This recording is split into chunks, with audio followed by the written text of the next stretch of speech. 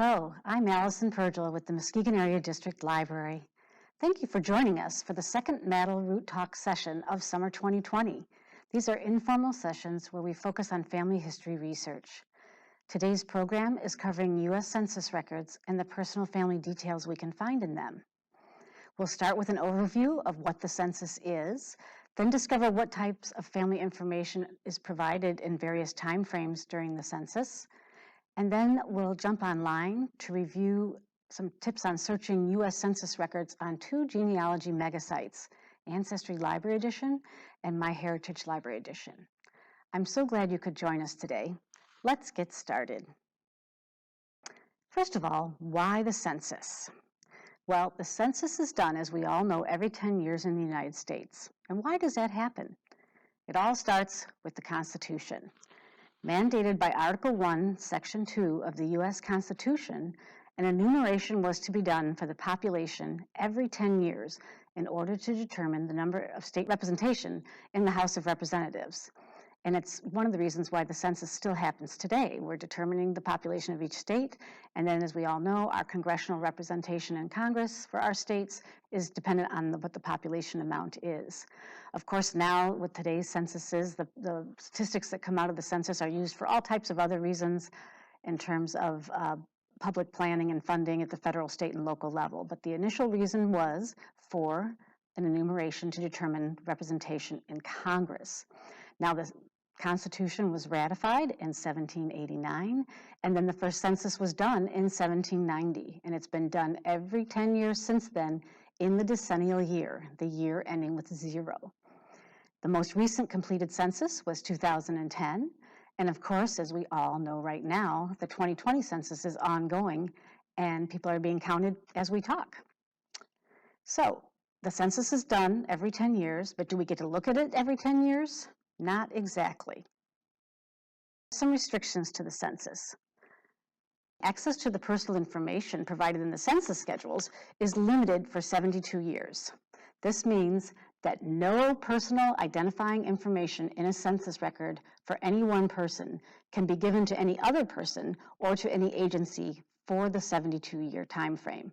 And the 72 years was chosen because it was considered an average lifespan at the time that the census rules were being set up. So that means that the most recent census that we can look at as family history researchers is the 1940 census that was released in 2012. Coming up on the horizon, obviously, in 2022, 1950 will be released.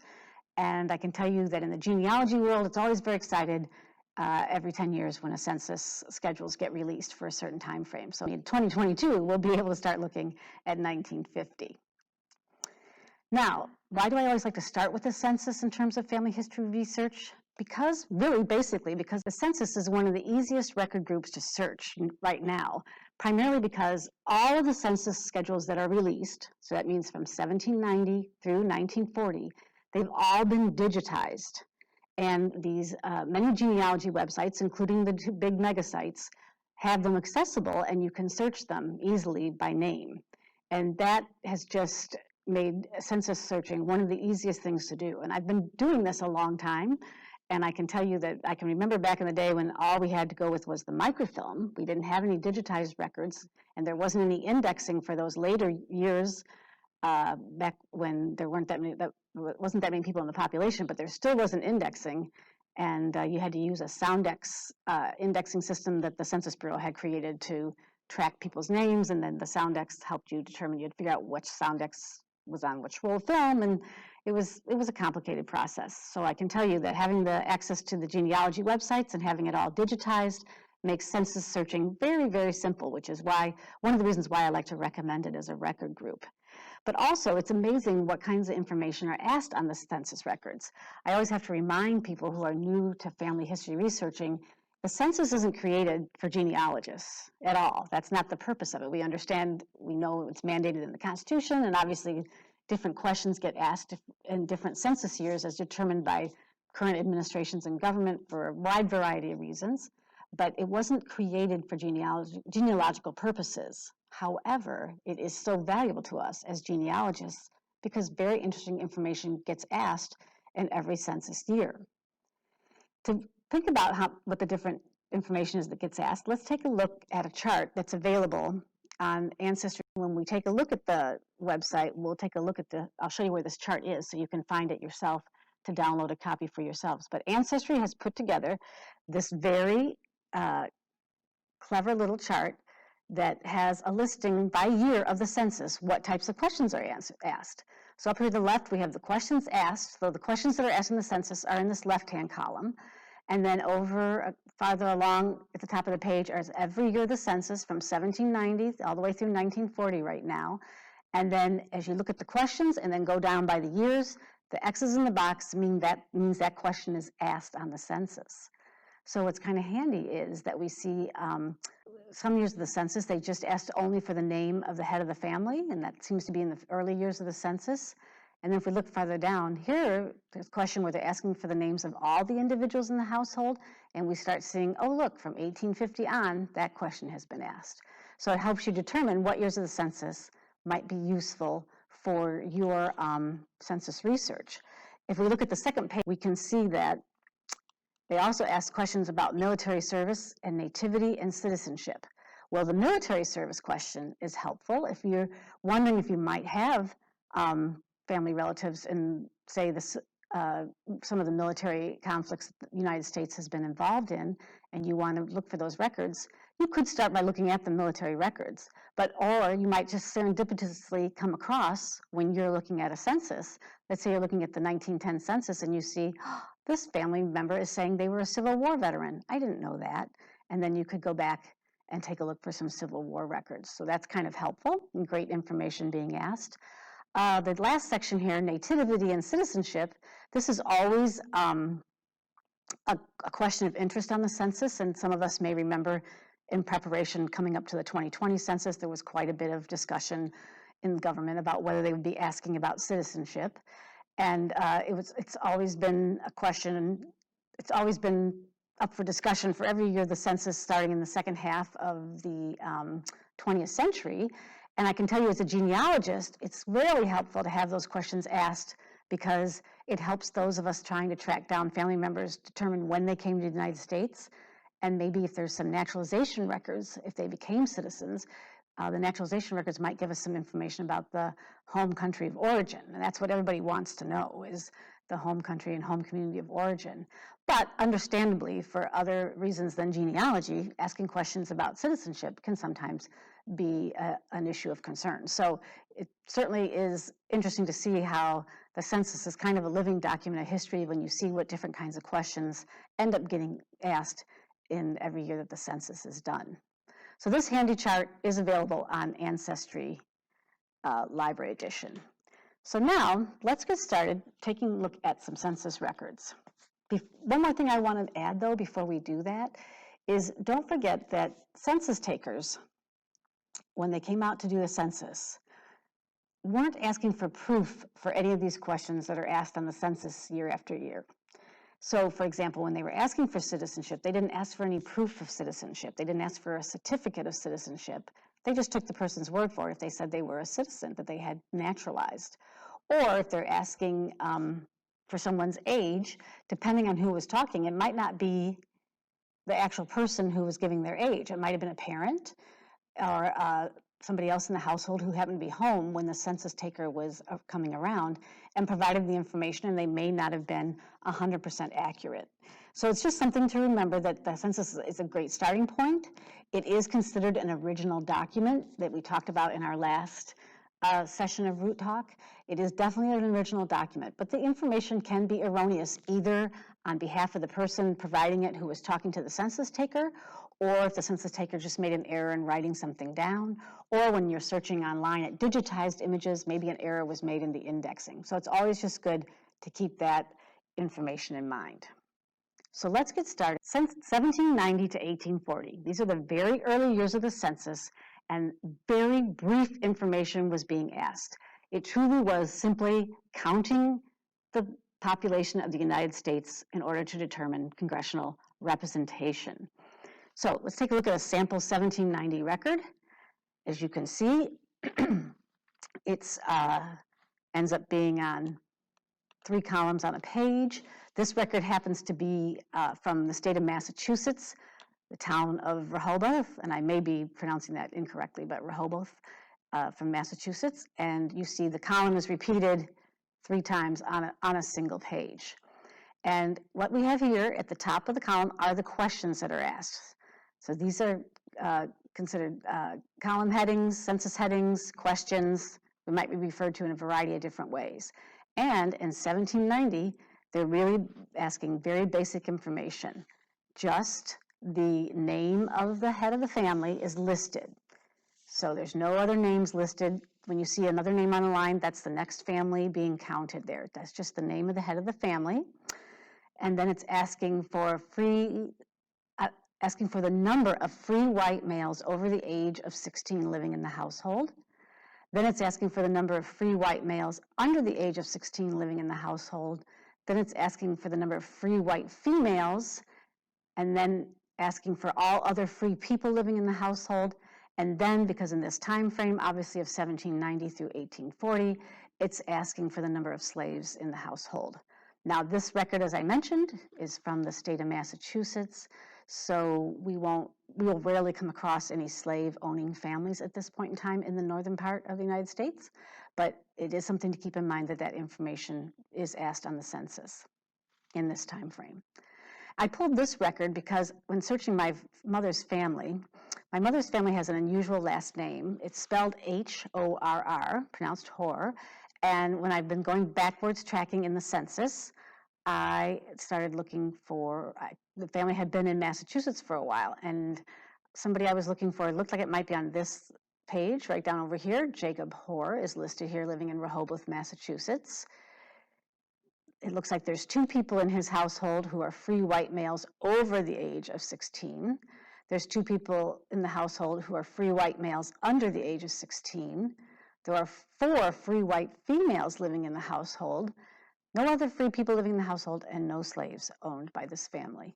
So what this can tell me in terms of early census years, as I said, we're not getting a lot of detail here, but I know now that there is going to be some young children at least young boys, whose birth records I might want to look at in the Massachusetts area.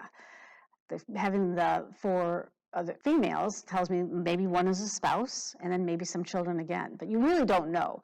But it gives me some starting points of how many people I should be looking for in this family, in what community it might be, and then I can start looking for some other original records. So that's really what these early census years do for you, is just kind of give you some basic background about a family, but not a lot of detail that we will see in later years. Next 3 years of the census, 1850 through 1870, the next 3 times the census is taken. Now we're going to see, as I show you a sample record, a big increase in the amount of information that's being asked. You can see the number of columns across the top, column headings has increased. We now have 13 listings there. So let's take a look at what this census record is showing us. If we look at the top of the page, we see that this is the schedule for free inhabitants in Muskegon in the county of Ottawa, state of Michigan, enumerated by me on the 12th day of November, 1850. And it looks like somebody named William Percy or some Purcell or something like that, an assistant marshal. Something to know, in the early years of when the censuses were being done, the U.S. Marshal Service actually handled the enumeration, but obviously the population began to grow quite extensively, and the Census Bureau was created and then hired new census takers to handle counting the residents of the United States. But something jumps out right here, and something we mentioned in the last session as well. It says free inhabitants of Muskegon in the county of Ottawa. Well, that seems weird. Muskegon isn't in the county of Ottawa. Well, it's something to keep in mind when you're looking at census records of when county boundaries were created. Muskegon became a county in 1859. So for the 1850 census, it was still included in the county of Ottawa, and Ottawa in that time frame was a much larger geographic area. So if you come across when you're doing searching, and maybe you're doing some online searching and you've put some names in, and the names look promising and the local community seems right, but the county seems wrong, don't let that put you off. Take a look at the record or do a little quick history and see when the county you thought it would be in was established and what counties were its boundaries pulled from, because it just may be the right place. This is Muskegon as we think of today. It just was in the county of Ottawa back in 1850. So over here on our columns, we have the number of dwellings and number of families that the census taker had to count how many families. This looks like it's about 412 for the marshal here that has been counting so far. Then we get the name of every person who was living in this household at the time of the census. Looks like a gentleman, looks like William Ban, and then somebody named Hannah, George, another Hannah, a Clorinda, an Edwin, and then it looks like somebody named Franklin Coe, and somebody that looks like possibly Harry Henderson. Now these ditto marks here, that's to show that the same last name was being used, and the census enumerators use that all the time. Then in the next column, we get an age, we get a sex, and we get a race. And if you notice again, for the context of the time frame of the United States, they're only asking the census enumerators to count for white individuals, black individuals, or mulatto individuals, which was the term back then for mixed race individuals. So we have the fact that William is 48 and he's a male. Hannah is 47 and a female. George is 26 and a male. The second Hannah is 19 and a female. Clorinda is 15 and a female. And Edwin is 9 and a male. And then the two other gentlemen living in the household are only about in their early 20s and males. So we have lots of great family information there. If the Ban family was a family I was looking for, I can guesstimate with these ages about what year they might have been born. So if I go back, say, 48 years from 1850, and then that's the time frame that I might want to I know that was a birth year for William, and can start looking for records. And for the kids here, we can easily go back time frame for their ages and estimate birth years, and then start looking for records. Now the question might be, where would we look for records? We're going to jump over a couple columns here, and here they're asking for, starting in 1850 through 1870, the place of birth. The enumerator, the census taker, was to write down what state, territory, or country where the individual was born in. And for William, it looks like it's Connecticut. For Hannah, it looks like it's New York. And it looks like the older children were born also in New York, but Edwin was born in Michigan. Now, what's handy about this is we know where to look for in what states, and we can guesstimate what years using the age for possible birth records of some type. And we also know that, let's see, George is 26, so maybe right around 26 or so years. Now, this is a real guesstimate, but it sometimes helps out. We can do some detective work and think, well, maybe 26 years ago or so, William and Hannah got married, possibly in New York, since that's where George was born. But we don't know, but it just helps us narrow down our searching. But we definitely know that we can look for a birth record for the state of Michigan for Edwin. And so that means at some point in time between Clorinda and Edwin, and so that gives us a time frame of years, the family moved to Michigan. We get back to this column, column 7, we get our occupations for William, the head of the household, is a farmer. And Hannah, of course, being a female, they probably was working out of the home, taking care of the home, being a homemaker. The son George is a laborer, so he's working somewhere, maybe for his father, maybe someplace else. The younger kids aren't working yet. The two other gentlemen living in the household looks like they're working in lumbering. So it makes me think that they're maybe they're family members who are staying with an aunt and uncle or something, or maybe Mr. Ban was renting out rooms. I mean, you just don't know, just letting people stay at his property, but that's everybody that's listed at the house there. So in these next 3 decades of the census, 1850 to 1870, we are getting quite a bit of information that can then lead us to further records as well. So really very helpful census records. Now let's jump to 1880. In 1880, a very important question was added this year that I'm going to mention. And you can see just by looking at the document, and I apologize because on the screen it's not that large, so it's kind of hard to read, but you can see the number of column headings has once again increased across the top. So a lot more details being added to what the census takers are to ask during the 1880 census. And this is really kind of handy. Some of the same information we talked about already has been asked, but one of the important categories they added in this time frame was nativity. They asked for the mother and father's birthplace, as well as the birthplace of each individual recorded on the census. So this is a great starting point for figuring out what the home country of origin was, and then you can go from there to start looking for some immigration records and things like that if you have people who weren't born in the United States. The other thing you come up with in this time frame is if you have people born in the United States, then you know what state to start looking for possible birth records and things like that. So this is a census record for the schedule of the inhabitants of the 4th Ward of Muskegon in the county of Muskegon, state of Michigan, done in 1880, and the enumerator. No longer a U.S. Marshal, just someone who's working for the U.S. Census. So now we see Muskegon is now our county because we're post-1859 and Muskegon has been established. And we know what part of the city, they've even breaking down the city by wards because the population is definitely growing by leaps and bounds. So if we take a look over here, I pulled this record because way down here on line 16, we have a gentleman by the name of Charles Hackley listed. And I thought that name might ring a bell with a lot of us here in Muskegon County, and Charles Hackley's listed here. Wife Julia is listed underneath, and there's a young person listed by the name of Erie. And if we go over here, we see that Julia, the wife, is definitely the wife. And then for Erie, it actually says here, I know you can't read it very well, but it says adopted daughter.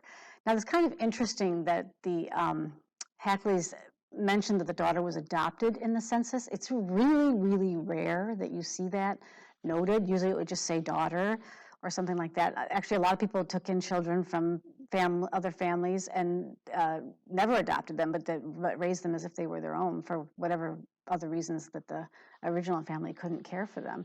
So it's kind of odd to see that, and I'm always wondering in my head when I look at the census record, it might be, the Hackleys were very well known in the community. They were definitely in the social news of the community, and it would have been known more than likely that Erie wasn't a natural born daughter, and so maybe the enumerator, who often was from the community themselves, put that information in, or maybe Mrs. Hackley or Mr. Hackley, whoever talked to the census taker, provided that information. Then they ask for occupation here, and here I love it says he's a lumber mill manufacturer or owner. Mrs. Hackley's keeping house, and Erie's at school. In this category here, they're asking for health conditions, if you've been ill in the last 6 months, and Julia is mentioning that she's been suffering some illness, and that's not surprising. My knowledge of the Hackley family, having family members who've worked at the Hackley house as docents, is that Julia did have health issues over the years. And then over here in that far right corner is that nativity question. So we find out that Charles Hackley's himself was born in Indiana, it looks like, and his father was born in New York, but his mother was born in Indiana. Then it looks like Julia herself was born in New York, but her father was from New Hampshire and her mother from Vermont. So that's kind of interesting. A couple different locations there to start looking for birth records for Julia's parents if they were family you were tracking. And then Erie down here, she was actually born in Canada, and it looks like her original birth parents were born in Michigan. So, and that's another reason possibly why adopted daughter is written over here, because these are her two parents right here, and if they had been her natural parents, it would have been father Indiana, mother New York. So just something to think about there. So 1880 was an exciting year for genealogists because we started getting some really detailed information about other family members as well as those being enumerated. So that was a nice family history gift for the census being asked. 1890 census records basically do not exist. It is correct, you may have heard that they were destroyed by fire in 1921. After these large volumes of census records with those pages like we've been looking at that were in there that the census takers wrote down their information, after those were turned in, they were always stored until the process of microfilming came along so that microfilm of the records could happen so that they didn't have to store all these huge ledgers. The 1890 census was being stored in the Department of Commerce building in Washington, D.C. And the building, unfortunately, experienced a very severe fire in 1921, and the majority of the 1890 census records were either damaged by fire or by the water used to put out the fire because the story is that after the fire occurred and was finally put out, nobody returned to the building for 6 weeks. So any paper that had just been wet but not burned wasn't going to survive sitting wet for 6 weeks. So very, very little information remained. A few sheets of census enumerations for different localities around the United States. I can tell you that Michigan's not one of the lucky ones that had a few sheets saved. And to give you a sense of how small amount was saved, normal census microfilm, numbers in the thousands. For example, for the year 1880, the census on microfilm is about 1,450 some rolls. What exists for 1890 on microfilm is simply 3 rolls of film, and they're not even complete full rolls. So that gives you a sense of how much was lost with the 1890 census. Now, if you have family that came over to the United States in the 1880s, which was big immigration time, and you might say, oh no, I can't find anybody till 1900. What if somebody passed away or something? There are some options for finding people whose census enumeration was lost in the 1890 census, and those options are a lot of states did a state census in the early 19th century because primarily when you were applying for statehood as a state, you had to do what was known as a territorial census to prepare for statehood. And then some states kept doing it for a few times after that. I can tell you, like for Minnesota, they did censuses in the years ending in 5, so from approximately 1885 to 1905. Might have been a little earlier, 1875, 1905. And Michigan has some state censuses as well. So there are some other options to look at censuses in the time frame between 1880 and 1900. So that is one option that you will have. But it can sometimes be a little bit of a hiccup in your census research because the fact that the 1890 census was destroyed by fire. Okay, so let's get started with 20th century censuses from 1900 through 1940. A lot more information is getting added. And in 1900 and 1910, 2 important questions were asked that are very helpful to genealogists in regards to immigration and citizenship. And let's take a look at a sample 1900 record here first. And I can show you by taking a look at these headings again. You can see they're growing again, adding some things, adding some more things. But right here in kind of in the middle of the census sheet is the nativity questions. And this is where we're asking for, again, the place of birth of the person and the father and the mother, which we saw showing up in 1880 as well. And then right next to it is the citizenship question. And this is a very helpful question for genealogists. First, they're asking what year of immigration did the person arrive if they were an immigrant. Then they're asking how many years they've been in the United States. And then their naturalization status. And the naturalization status is the question of, have you gone through the process to become a citizen of the United States if you are an immigrant? And so if we take a look at this family here we are in Muskegon County, but we're in Norton Township this time for 1900. And we're looking at a family by the name of John Davis. And it looks like John has a wife, Ellen, a daughter, Blanche, a son, Walter, a son, Rollin, son Frank, son Charles, and a daughter Florence over here. And we get everybody's ages, and we're also getting dates of births now, which is very nice and very helpful. And it turns out here at the top that John was born in Wales, and both of his parents were born in Wales. So the enumerator then asked him the citizenship questions, and it looks like John replied that he had immigrated in 1848. Number of years that he's been in the United States, looks like 51, and that he is naturalized. And the reason why I know that it says naturalized is there were 3 codes that the census enumerators used to track naturalization. If you saw an NA in a column, which is what we see here for Mr. Davis, it means that he was naturalized, that he was a citizen, that he had gone through the process. If you see a PA in that column, it means that the individual had done their declaration of intent or the first paper in the naturalization process. Naturalization has pretty much always been a 2-step process in the United States, and the declaration of intent was always the first step. And depending on the time frame of when an individual filed the paperwork, it can have quite quite a good bit of information. So if you see somebody in a census record that has PA in their column for naturalization, for the census years that ask that, that's a good sign that you're going to be able to look for a declaration of intent record, and depending on when they filed it, you might get some really good information. So this is a good column to help us continue our family history research in terms of looking for those naturalization records and finding out more information, hopefully, about the home place of origin.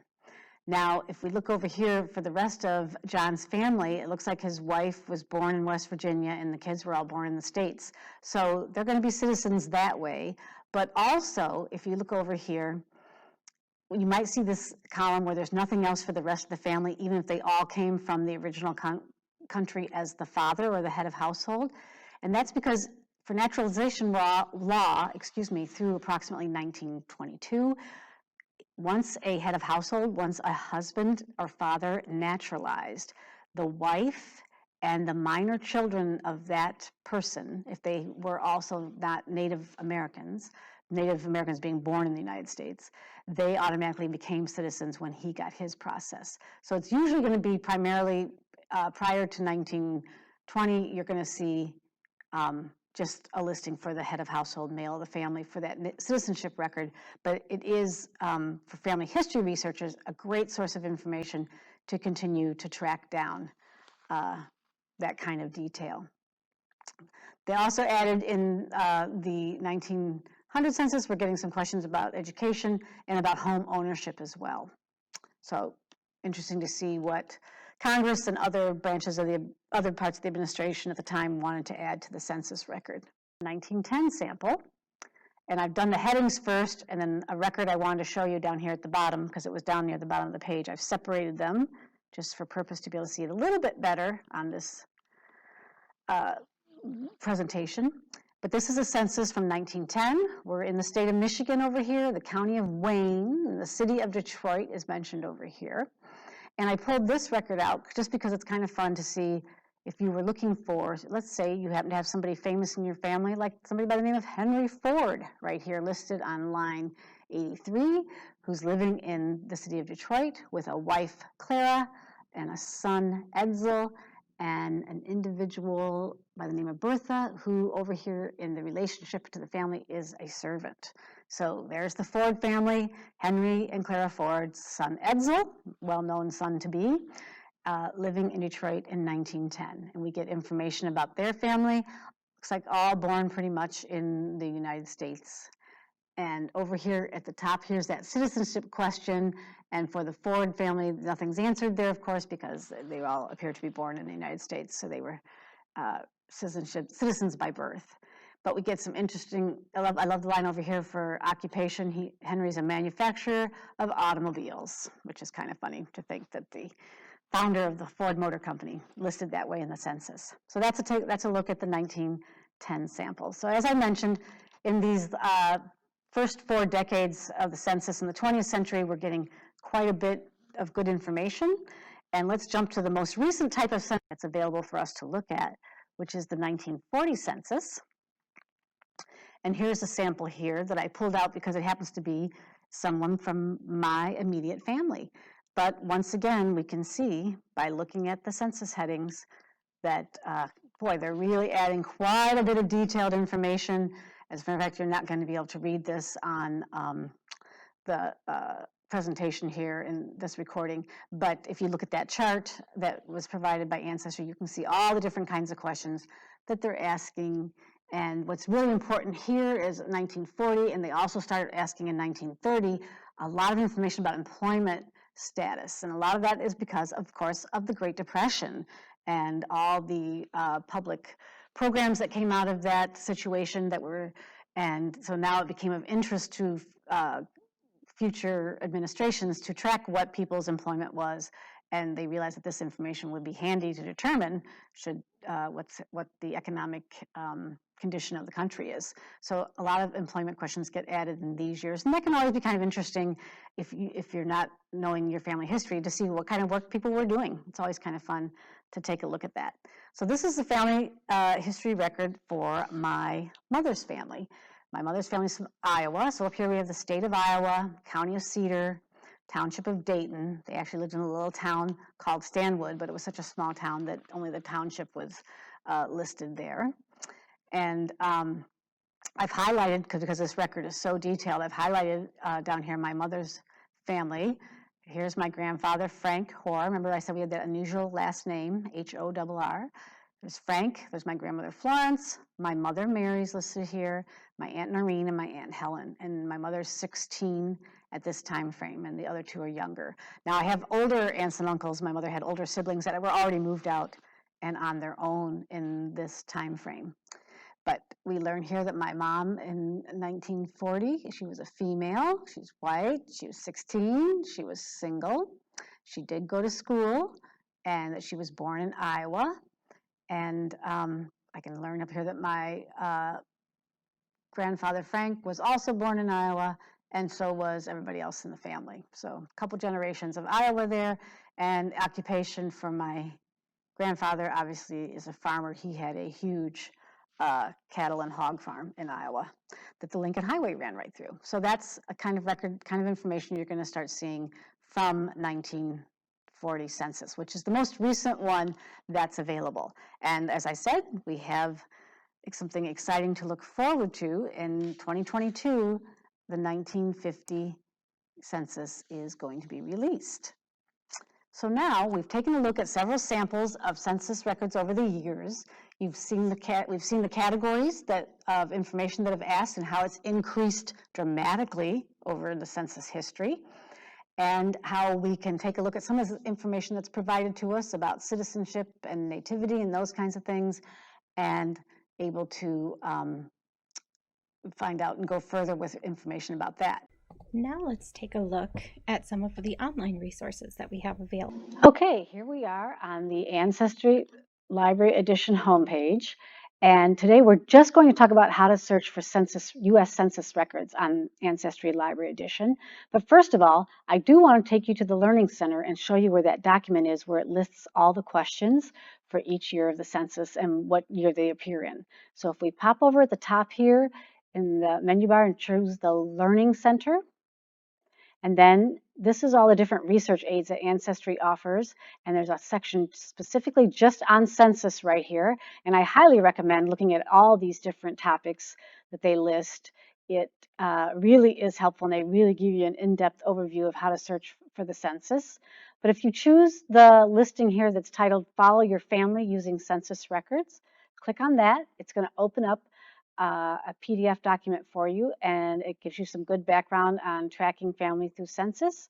But if we go back all the way down to the last 2 pages of the document, here's where you see that chart that we looked at earlier in the program is right here. So you could download this PDF document and keep that chart handy for yourself.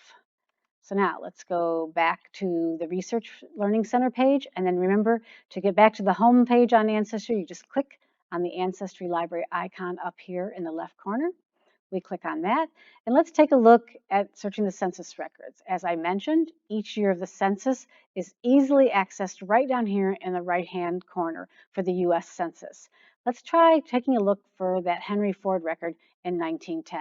So I know I want the 1910 census. I'm going to click on that. And then up comes a search box for the 1910 census, and we know clearly it's the 1910 census because it's listed right here across the top of the page.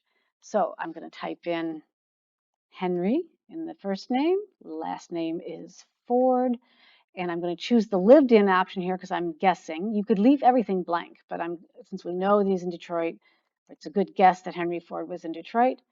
I'm going to start typing in Detroit, and then the autofill will bring up some options for you. And I know it's Wayne County, so I can choose the autofill. If you don't know for sure, don't choose it. Continue to type in your location, but I do know that that's correct. And then I'm going to hit the search button. And then up are going to come a ranked number of results. And remember, Ancestry ranks into the best match first. And here I have a Henry Ford here with a spouse named Clara. That looks very promising. That little pencil over here, just so you know, just means that someone has annotated the record who has a personal membership. That's an option you can do with personal memberships where you can add information that will display but is not part of the original record. But let's go ahead and take a look at this record. And the first thing that we get is the nice transcription from Ancestry of the census record. But as always, we know the gold standard in genealogy is the original record. So we want to view the original census record. So it's going to come up on the page, looking a little small here. Over here are your tools, a little bar, or you can hit the plus or minus sign to enlarge. I'm just going to move it up that way. It gets pretty big. Bring it back down a little bit. And here we know we have our census headings at the top of the page. We scroll down on Ancestry. It highlights in yellow and green what you're searching for. And there's that record for Henry Ford and family that we had looked at earlier in the program of a screenshot of. So there I found the record. So now if I want to keep this record, if Henry Ford was a family member that I was researching, I have a couple options here. I come over to the little crossed tools right here and click on that. I can print it. If you have a printer at home, you can print it. If you're at the library, you can print it. I can download it and share it to my device that I'm on, and I'm able to have the record permanently that way as well. So there's a couple of options for you right there. So that's the quick and easy way for searching census on Ancestry. Let's go back here. And also, when you're on the transcription page, you can send this document to yourself. Another way to save the record, if you just click on the send document, you put in your email and you confirm it and hit the send button, and the record will go, an email will go to your email with a link in it that will get you back to the original record you were looking at, and then you can either print it or save it again. So if you've got a printer at home and you're using a computer at a public library and you want to print at home, you can do that, or you can send it to home and then save it to your device as well. So a couple different options there for using Ancestry Library Edition for searching census. One final thing I wanted to mention about searching U.S. Census records on Ancestry Library Edition is the ability to browse them. Let's say you're looking for somebody in your family in 1880 in Michigan, maybe in Norton Shores area, and when you do a name search, you're not getting any results that match the person you're looking for, but you feel pretty confident that this individual was in the area. You can browse the census records just as if you had the big giant volumes that the census takers were writing the information in, sitting right in front of you, page by page. And you can look for someone that way too, who somehow might have missed the indexing or just got indexed in a really incorrect way. And let's take an example to see how that works. Let's take a look at the 1880 census. So we'll pull up the 1880 census and we get the search template page, and we know we're in the 1880 census because there's our title at the top. But over here on the right-hand side is a box that says Browse this collection. We can do that by choosing our state first. So we'll go through here and choose Michigan. And then we can choose our county. And we know in 1880 now, Muskegon's been legally incorporated. So we're going to choose Muskegon. And then for our township, I'm looking for Norton, so I'm going to pick that. And then the enumeration districts are the way they divided up the communities for the census enumerators to get assigned to count. And so Norton and Fruitland townships are both in 189. So I'm going to click on that 189 link, and up comes 12 pages of the census here. And if we enlarge it a little bit and then go up to the top of the page, let's do that. Get our census headings up here, and we see we're in Norton Township, and we're just getting started with the census countings. And so now I can go through and look at the names here. Here's Whitney, here's Beckingham, Ernst. You can go through all these names, scroll down the page, and look for your person. If you don't see him there, you go over here to the arrow to the right, you click on that. And if you notice at the bottom here, you're now on page 2 of number 12. You can go back up to the top of the page, and you can see the top, you're still in Norton Township, and you go through all the names and look for your individual. You can certainly do that and you may be surprised at what you find. Another great way to browse is when you find somebody on the page. Let's say on this particular page here that you were taking a look at this Kolb family here. If you just go back and forth around the pages, you can see all the neighbors, and you might see other family names that you recognize. You might be surprised. So sometimes browsing through the census can be an interesting way to locate records as well. So that's the easy way to search the census on Ancestry Library Edition, which remember is going to be available to you from home through August 2020, and is always available for you at any Muskegon Area District library by either using our public computers or bringing in your laptop for the Wi-Fi. And when you're on the Ancestry Library homepage, a quick link to every year of the U.S. Census records is right down here in the corner. So with that, let's move on to searching MyHeritage. Here we are on the MyHeritage Library Edition homepage that's available at home or at the library through the Michigan eLibrary or MEL.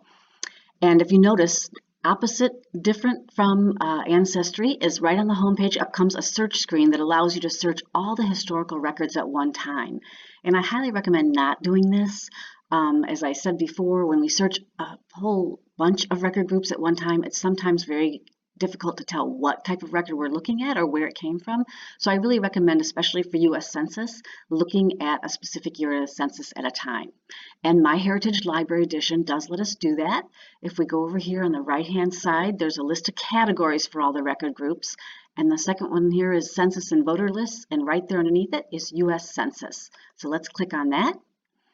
And when that page comes up, we get a search box again, but above we get a little description of what record group we're in, that we're in the U.S. Census. And over here again on the right-hand side, we see a listing of the census as it goes down every 10 years. But if you notice, we get down to 1850, and then we see an 1850 slave schedule, which is another type of census that was done, and it seems to stop there. But if you click on this Show All button, give a second for that page to load, all the other remaining years of the census will display that they have available in MyHeritage. So now if we scroll down the page, we're past 1850, and we go down, here's 1830. But if you notice, there's some odd things thrown in here. Here's the 1935 Florida State Census, 1895 Minnesota State Census. And if you remember, I mentioned that some states did do state censuses in off years from the U.S. federal census. But what MyHeritage Library Edition does is they list every single census record group they have here. They don't have it separated out from the federal census and then the state censuses. So you've got to pay attention when you're choosing your record group. It's not quite as crystal clear as it is on Ancestry with that little box in the right-hand corner where all the census years are listed. But they are all here, and you can search each year of the census.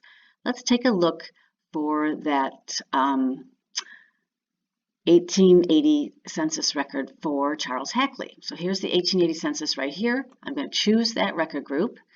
And then my new search box comes up, and we're clearly in the 1880 United States Federal Census. We have a nice record there at the top. I'm going to type in Charles and last name Hackley, as if he was a family member I was looking for. And for searching in the census, I'm just going to put in a residence where I think he was in 1880, and we know he was in Muskegon because we saw that census record. So let's take a look for that. And if you notice, there's no autofill here either. Another nice feature that Ancestry offers, you can type out everything there in the record field. And then we're going to click on the search button. And up comes our listings. And again, just like on Ancestry, MyHeritage Library Edition does rank the results for a search, and the stars are saying how good the match is, how good the algorithm feels the match is. And right here at the top, we have Charles Hackley. We get a little bit more information. We have a wife, Julia, and a daughter. It looks like Essie is how they've recorded it. This sounds right from what we looked at, so let's take a look at this record in more detail. We're going to click on the name Charles Hackley, and what MyHeritage provides us with first is a transcription, a typed out version of the census record here, and this all looks promising. But remember, our gold standard is always the original record, and right down here at the bottom of the page, if we scroll down, is the digital image of the original record. So you just have to scroll down a little bit to find that digital image. And it looks a little small here, but right over here in the right-hand corner is a box to enlarge it to full size. So let's click on the box. The transcription shows up on the left. You can easily close that out just by clicking on the X over there. And then now we can look at the page, and your controls to make it larger here are the plus sign there or the minus sign to take it down a little bit. And we see here we're in the 4th ward of Muskegon in the county of Muskegon in 1880. And if we scroll down here, I believe he was on line 16. Yep, right here is that listing for for Charles Hackley, wife Julia, and daughter Erie. Now, I can see why the transcriber would think it was EC or SC, but I do happen to know that Erie was the adopted daughter's name. Here's all that information there. And as I said, remember, we can blow up the record so we can look at it a little closely and see it in real detail. Charles Hackley, Julia, and Erie, and all that information there. Lumber mill manufacturer for his occupation, keeping house for Julia, at school for Erie. Remember I told you that in this column here, which is column 15, they're asking about they've been sick in the last 6 months or so and what the disability is. And Julia had listed the fact that she wasn't well, and it looks like she had some issues of ulcers. So that's what that illness was. And all the information there in the census that we were looking for. And here we get our parents' birth locations over here on the far right corner for this 1880 census. So now, if you wanted to print this census record, if Charles Hackley was somebody you were looking for in your family record, up here in the right-hand corner is a print icon. Otherwise, if you're searching from home or you're at the library and you don't want to print at the library, if you right-click on the record, you can save the image as a JPEG file, a picture file. So that's an option to save it to if you're using your own device on the library's Wi-Fi, or at home on your own device, you can save it to that or save it to a flash drive. So those are your options there. Then we're going to exit the full screen. And then remember to get back to searching any other records in MyHeritage. We go right up to the icon in the upper left corner, click on that, and then we're back on the home page, and we can go back over here and choose U.S. Census or whatever it is we might be interested in looking at. And that's how we access the census on the MyHeritage Library Edition page. Thank you for joining us today. Please join us for more virtual Root Talks on Tuesday, August 18th at 6 p.m. when we go over U.S. birth, marriage, and death records.